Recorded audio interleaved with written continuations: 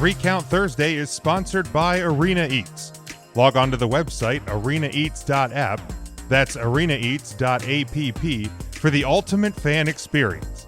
At your favorite sports venue, Arena Eats mobile app, pre-order, express pickup, and in-seat delivery.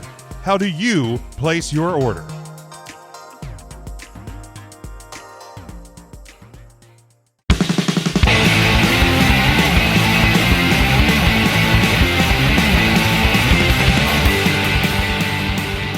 Before we get to the news and rumors, there was two bits of kind of a dust up with WWE Corporate over the last week since we were last on the air. So it was late last week. WWE, we'll start with this one, reportedly informed their staff. Now, this is not wrestlers. This is like office staff and things like that they would not be receiving bonuses and raises that many thought they would be expecting.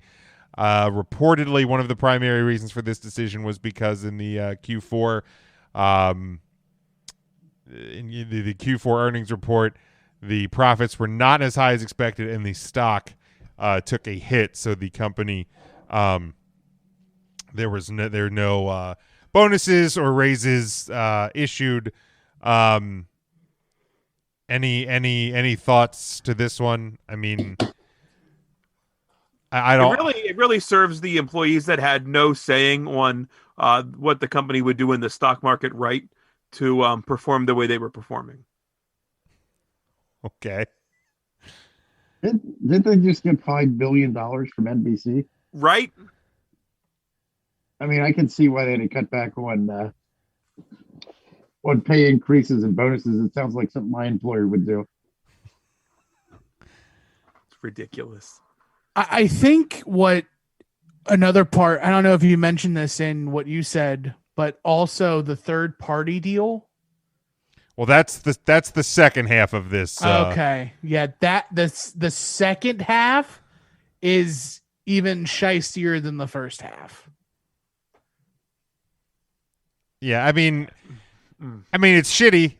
And these are employees, though. These are actual employees, right? These are like your. These aren't like independent contractors. No, these are like Titan folks. Towers. These are like Can I remind you guys that this is 3 Count Thursday, and I feel like a lot of Jim's struggling right now. Very anti WWE, and it's a path that I don't think you want to go down because we'll all get muted. I can will see happily... behind Jim, the blue is fading away, and it's just becoming increasingly red as we talk the way we talk right now. There we go. Jim, man, not like this. He's mad. And Mark, I think the important thing to remember is they're basing this decision on a subpar Q4. Where that $5 billion or whatever came in Q1, nothing we can do about it. Right. I mean, it's actually they made $200 million this year from Peacock, $200 million this year from Fox, and $200 million from NBC Universal. So that's probably not enough. 600,000 a year. Not including advertising. You said 1,000. I think you mean million. Oh, that's right, million. Right. Let's add 3 more sets of zeros. Vince is done making $1,000 deals. Right. I mean, don't get me wrong.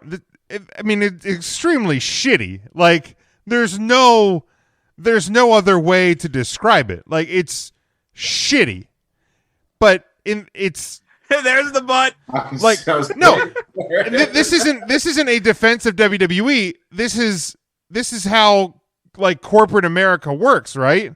Like, if any company, regardless of how much profit and how much money they're making, if they have a bad quarter, if they have a bad Q4, bad Q1, whenever people generally get raises, if it's not where they expect it to be, guess who's going to get the brunt of where they expected it to be?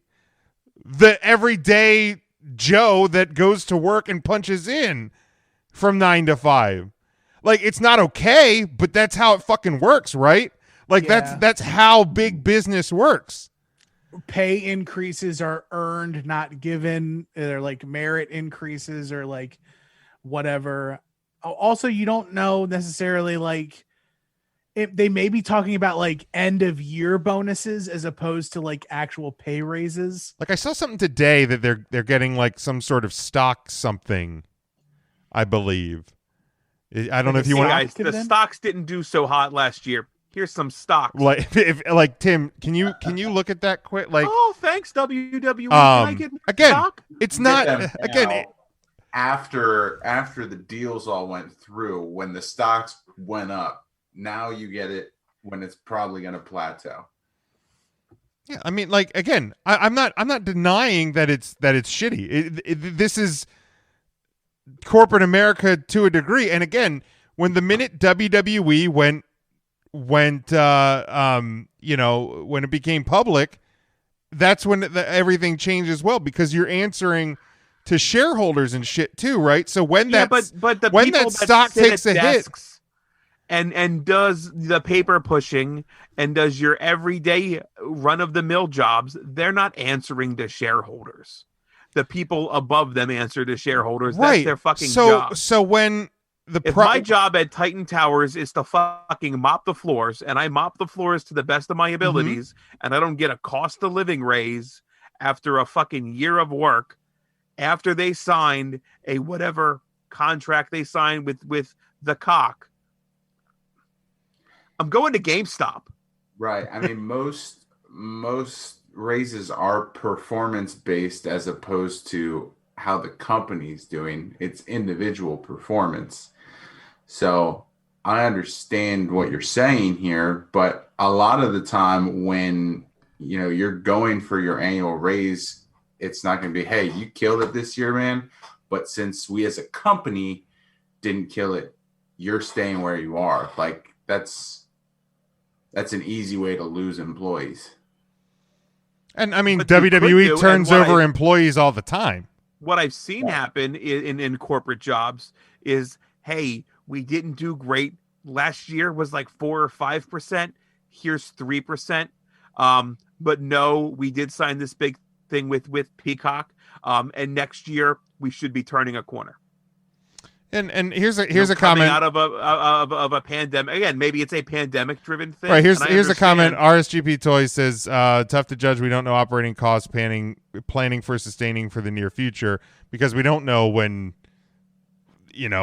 things are going to resume as normal too. So that could play a decision into it. Again, not saying it's okay. If I'm, pencil pusher WWE and they're saying, hey, Matt, you're not getting your raise or your bonus or whatever this year, and I know for a fact that they just blew big money to get Bill Goldberg to come back to do one jackhammer and take a couple kicks, I'm going to be pretty pissed. Sure. And then, I'm assuming those are very different buckets of money, though. They are. Very different. Right. And it's still coming from a collective pool. Yes. Yes and no. Like, also, no offense, but no one working in Titan Tower or who is a full-time employee of WWE is having merchandise made after them and is making money on their name like Goldberg. Like, there's Goldberg is just as much a cash cow as he is a burden to the company in as far as like. I mean, I heard cow and burden. Like, do we know how much merch sales Goldberg is bringing back? I mean, they make enough shirts. I would believe it. There's like 17 of them on the site. Like, how many of those are counterproducing the cost of what Bill Goldberg requires to come back for his appearances? I don't think. Let's say it was Pepsi. If Pepsi's not getting raises this year, I don't think their employees are pissed because everybody watched the Pepsi halftime show and Pepsi spent money to advertise there. I lump that in with your Goldberg like analogy. I think they're so different buckets of finances. I get what you're saying. There's I a lot get of what Jim's saying. There's a lot of different buckets. To be argumentative. And to Nick here in the comments, I'm not defending the WWE. Like let's be clear on that. Like I'm not defending them. I'm just saying this is not how corporate America works. Like it's not a defense of WWE. And I don't want it's a shitty business practice. But is this not how corporate America works? Again, I don't have all the answers, but Johnny Pencil Pusher and guy that makes elevator run. Did I freeze? No, Jim did. Jim froze. That's cool. I'm back. Answers. He's back. Answers to the shareholders. I think Vince McMahon and the COOs. Those are the folks that ultimately have to answer to like stock performance. CFOs. Like the financial guys. Right. Those guys have to ultimately answer. Okay. And if it's a product thing, then the writers have to answer to those people to answer to the, but like your run of the mill folks that you're every day putting stamps on letters, shaking babies, kissing hands. Those people, I don't think necessarily directly answer to any shareholder. They do though. Yeah, because it's the company. Like at the end of the day, they do answer, and like I see where Nick is in the chat, and as a shout out to everyone who catches us not live on Facebook and catches us via podcast. We're live every Thursday, 8 p.m. on Facebook.com/3Count Thursday. You can join the conversation live with us. We encourage you to do so. But like. The Q4 is down, which kind of leads to being indicative of what Q1 might do. And even though they may have had a record-breaking year, you don't know if they skewed their numbers, if they cook the like. Isn't part of the reason they had a record-breaking year because of the fact that you didn't do live events for 10 months and stuff like that? So if like and the furloughs, and also you don't know if they adjusted what. You don't. A lot of companies, when the pandemic hit, readjusted their projections for 2020 or for 2020. So it could be a record-breaking year based on the new projections. But how is that based on the current projection, which could be a loss?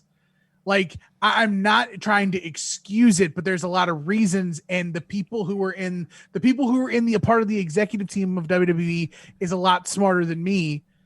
And right, like I is it shitty? Is it shitty? Yes. It's a raw deal. Like it's also bad press at this point. So I mean, you have to take that into account, and they should have known that going in, because bad press will also impact shareholders to an extent.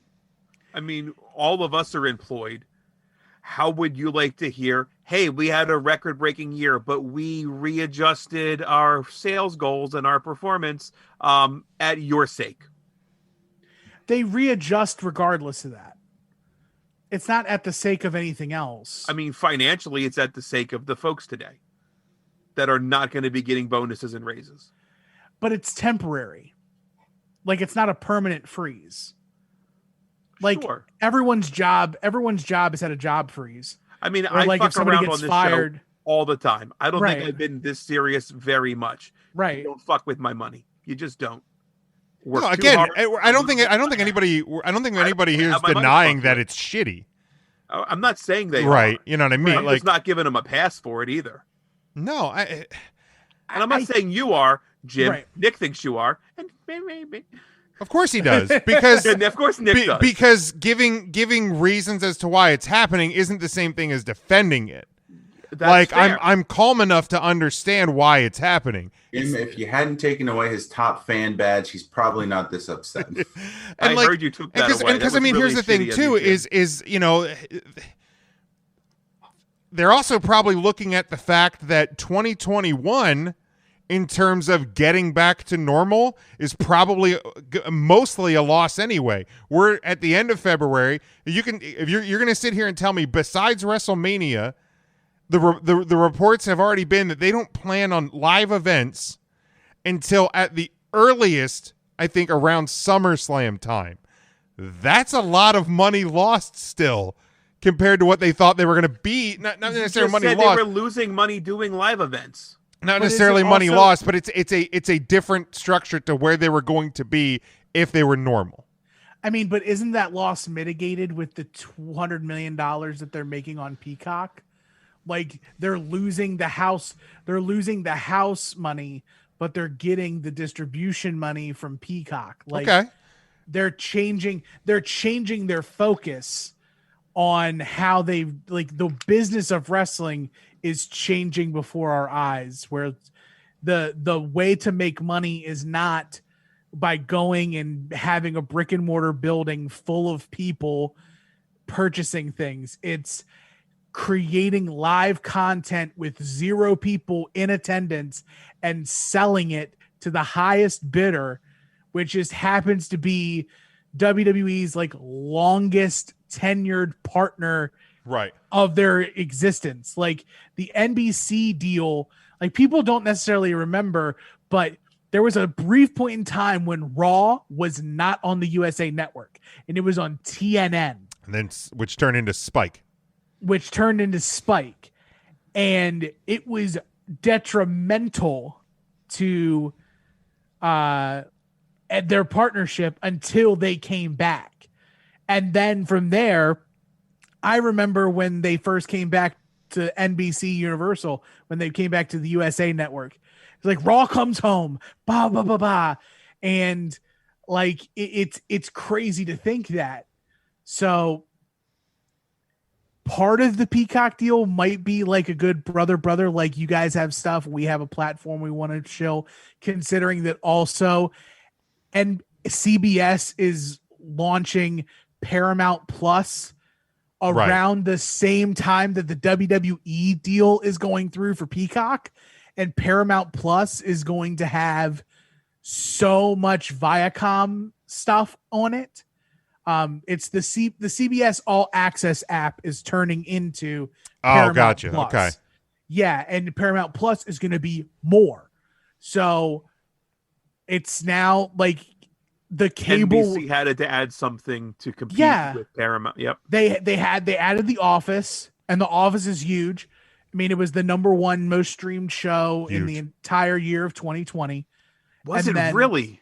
Like over 5 million or 500 million hours of The Office was watched. I would assume a lot of people did what I have tended to do through this time is I've had a hard time getting into new shows at this time because of like it's the overload of everything. All right, that's fair. So I have gone back. I have watched a lot of stuff that I have already watched through.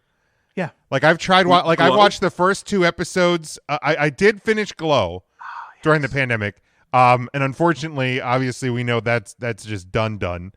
But like I watched like the first 2 episodes of The Mandalorian. I like it, but like I've struggled to like keep watching it. And there's been other things that have been recommended to me, and I struggle because like I can't like focus and like take in new stuff right now. So like I've gone back and like my wife and I watched through Step by Step. We're currently watching through Family Matters. Like I've watched through things that I have already watched through, and I think that's happening with a lot of people. Like so I think that's what happened.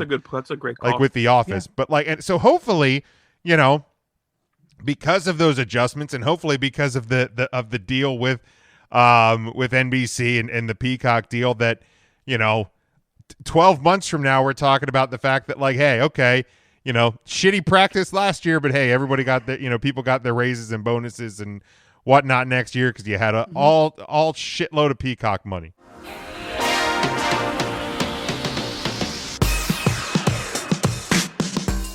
Three Count Thursday is sponsored by Arena Eats. Log on to the website arenaeats.app. That's arenaeats.app for the ultimate fan experience. At your favorite sports venue, Arena Eats mobile app, pre-order, express pickup, and in-seat delivery. How do you place your order?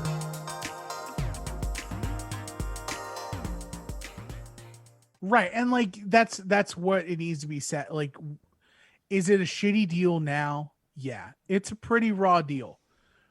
But also, I don't think it's permanent. I think that it's the course will correct. And I mean, it makes news. This makes news because of the furloughing earlier in 2020, and it's just it. I think if you don't furlough, this has a less of a wake than anything else, because you at least kept talent on, and the furloughing is a way to save money. And then the news of the stockpile that they didn't dip into, plus the news about the XFL actually being money that came out of the WWE account and not necessarily Vince McMahon's account. Like, all of that happened at the same time in 2020, plus the pandemic, which was 47 months ago, by the way. All of that stuff happened 47 months ago. It must have been. Here's the deal. Like, a bonus is one thing. A raise is something that, like, tenured people build off of. Mm-hmm. You know, you hear a 50-cent raise, you think that's nothing. You know, but that's $20 a week. So you do the math on it. It's actually $1,040 a year. And then you build on that. Next year, it's another, you know what I mean? Like, sure. and it's tough to miss that. Right. In a given year. A bonus, whatever. A $500 bonus, whatever. Because it's going to get taxed 50% anyways. Right. You're not maybe make $300, whatever. Yeah. But $1,040 this year. And then next year, I'm going to miss that because I never got it. It's just, you don't grow from that. And it's tough. But again, I feel like most people have probably been there in that situation, and then everybody has a decision where they go, am I committed to this place? Am I committed to this place? And, you know, with that knowledge that year to year, I don't know if I'm going to make more. You know, how committed I am to this place and what I do. So again, it's not a justification. It's not a giving them a pass. It's how the world works. And if you go around to a lot of places right now, I feel like this is something that is happening across the board. Obviously, we're keyed into it because WWE. Now, the second part to this situation. Late last week, new report came out. WWE was looking to hand out violations for talent referencing third-party platforms on their Twitter and Instagram under the previously discussed social media policy. In an update provided to Wrestling Observer Online, WWE clarified that these posts would not be punishable offenses unless a talent was making money from promoting whatever the third party in question was. This is also not a new policy, as it is part of the one that was already in place, which we had discussed with things like the Twitch and Cameo and stuff like that, just extended now through, I guess, Twitter and Instagram. So again, I revisit kind of thoughts from before when the Twitch, the Cameo thing came up, and I honestly thought that this was all tied into it initially, because one of the first reports on it had something to do, I had read, with Lana with a energy drink. I think it was like an energy drink was one of the reports very early on, because, you know, WWE has a deal with Mountain Dew with their, whatever the hell their energy drink is. And I was like, and the report was that there was a conflict of interest there. So I thought this was all part of that from the beginning. Very similar to, the other thing, and probably even, a little bit, dirtier, because, right now talent's making less money because there's not as many live shows, and there's not as many spots on the cards anymore. But again, not a justification, but it's something that a business can do when you sign on with the WWE. And I think that was kind of my stance before, is it's shitty. It's not okay. But, similar to the Twitch and Cameo thing, isn't WWE right, wrong, or indifferent? And wrong. Flexing the muscle that they can flex. So apparently this is all based on the character names. There's a quote from, To almost bad place Hall of Famer Ryan Satin, a statement from the company. Much like Disney and Warner Brothers, WWE creates, promotes, and invests in an intellectual property, i.e. the stage names of performers like The Fiend, Bray Wyatt, Roman Reigns, blah, blah, blah, blah.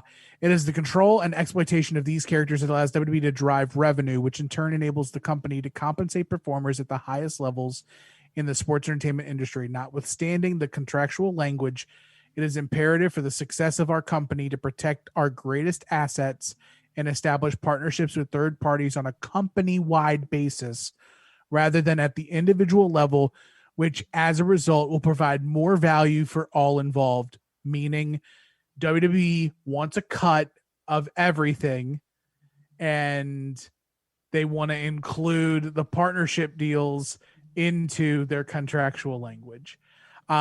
Meltzer reported that WWE would allow talent to continue to use YouTube and Twitch if they use their real names.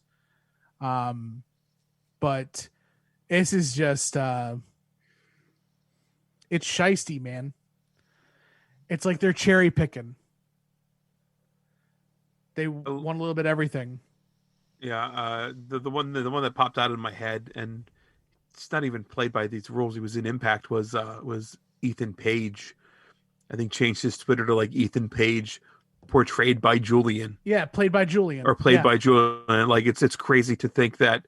And I think people bitch and moan that like kayfabe's dead, and then the WWE goes out and says like, and again, I get it. It's 2021. That like go ahead and you can promote shit under your real name, but everybody knows you as something else. Yeah, it is what it is. Right. You know what I mean? Like it's just, they're forcing the hand to, to not be Sasha Banks online, but to be Mercedes. Right. But again, like for people like Sasha, I think Sasha is more likely. It's not the big players that are hurt by this. Like to quote Nick in the chat, Lana and Mandy Rose made huge money on sponsorship deals on their own social medias. They're not big fish in the WWE pond. No. It's the the low to mid guys that are going to try to find these deals to make money, because your Sasha's going to get the big money. Roman's going to get the big money. I mean, the only reason Lana and Mandy found those, though, is through the WWE. I mean, it's a double-edged sword. Well, Mandy was a fitness model before she was in WWE. I'm willing to bet that doesn't pay as good as a WWE superstar. She had a brand, though. Yeah, and Lana was an actress, so like right. CJ with the legs or whatever she went by. Yeah, but either way, like it's tough either way. Like it's a raw. It's just it goes back to that independent contractor language. Mm-hmm. Sure. Which is, has been at the forefront of these issues for, longer than this year, but, especially in light of things that have happened in 2020, now carrying into 2021. How do you fix this? Like, does it ever get, or is it just, if it's you not going to for the WWE, you deal with the bullshit, or go work for Impact, where you can have your Twitch channel and wrestle in front of a fifth of the audience that we wrestle in front of on a weekly basis. A fifth is generous. That is, yeah. generous. I was gonna say, I felt bad.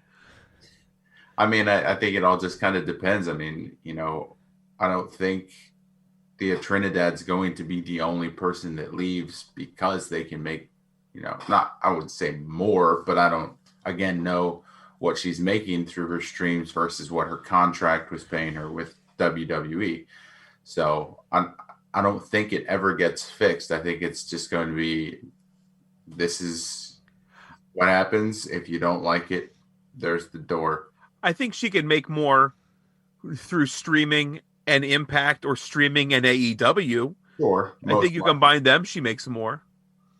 Yeah, I mean, and people make a ton of money through Cameo. So, I mean, it is possible. Like the actors from The Office are apparently killing it. Oh, and especially this year, like, I like the cameo thing. I think has exploded because people will, whether even if it's a relatively cheap one, we should do a cameo. people Charge will like $2, $3.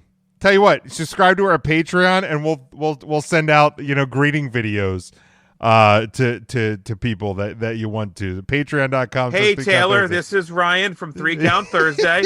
I heard it's your birthday. And I'm a sausage guy. But it's blown up because like people have been trying just to do things to cheer up friends, co-workers that are laid off, whatever. And also companies are using Cameo because they're paying for an ad read. Yep. Yeah. So anyone can buy them, and then it's like there's a game, there's like there's a mobile game for like solitaire where you can make real money, but the ad is all of these celebrities off Cameo, like Cedric the Entertainer and bunch of like 6 different guys off Cameo reading the same script, but they're just cutting them in and like make real money playing games on your phone. And a $200 cameo is much cheaper than an hour with any celebrity through like an agent. Yeah. Brilliant. And really is good. And I if I didn't say this, when the Twitch and Cameo thing came up before, I feel like I might, but like everybody's situation is different. So, Thea Trinidad says, you know what? I'm sticking to my guns. I'm going to go stream. I want my release. I want out. There's other people that are going to go, because I think AJ Styles kind of addressed it on like one of his last streams on Twitch and was like, look, I don't know what's going to happen to this channel. I love doing this, but, for right now, this is what it is. Obviously, and AJ Styles, I don't know what his contract versus Thea Trinidad's is, but I feel like AJ Styles is probably making a bit more money than Zelina Vega from the WWE. So like, there's always a balance there, and it goes back to a similar thing, to the previous thing. Is like when something shitty happens, you have to self-evaluate, and you have to between yourself and if you have a family or a spouse or whatever, you have to evaluate your situation and go, all right, I'm going to gamble on myself and I'm going to walk away from this. I'm going to ask for my release. Or you go, you know what?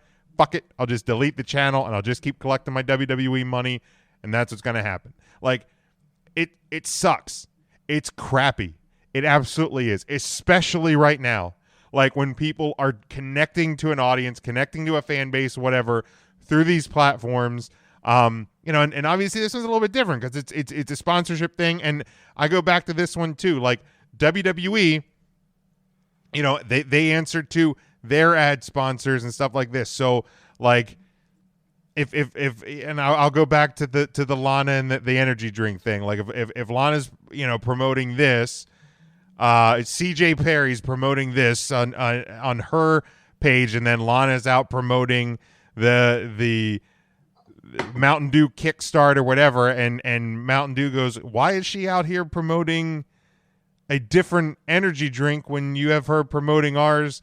It can create an issue with advertisers, and then what if one advertiser pulls out, and then somebody's like, well, why did Mountain Dew pull out from the WWE? And I'm not saying that those things can happen, but that's from where a company standpoint, the WWE is going, we have to protect ourselves and the people that give us money for these products and these things.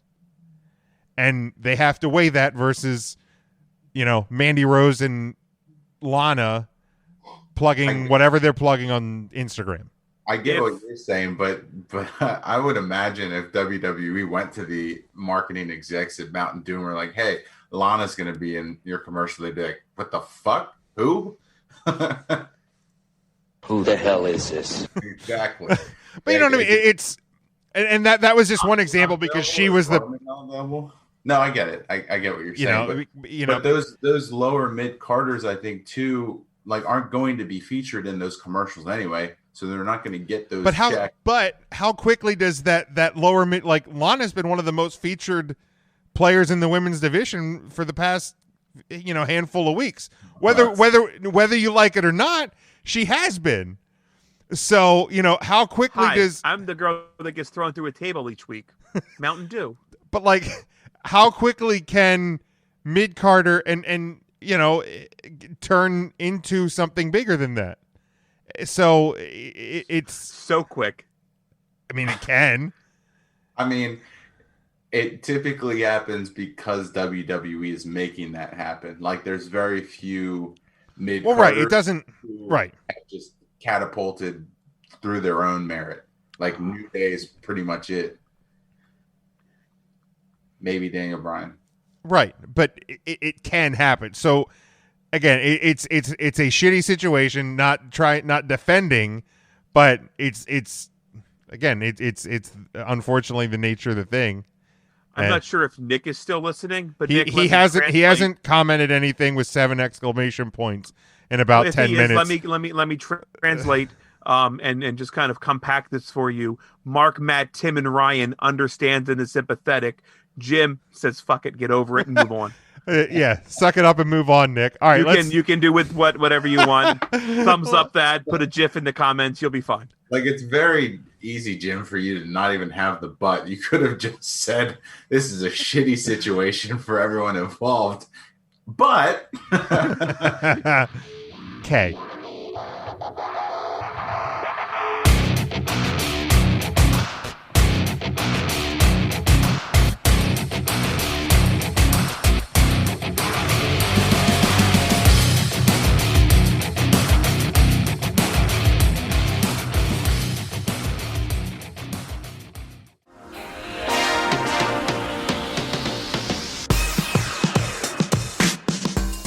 Three Count Thursday is sponsored by Arena Eats. Log on to the website arenaeats.app, that's arenaeats.app, for the ultimate fan experience. At your favorite sports venue, Arena Eats mobile app, pre-order, express pickup, and in-seat delivery. How do you place your order?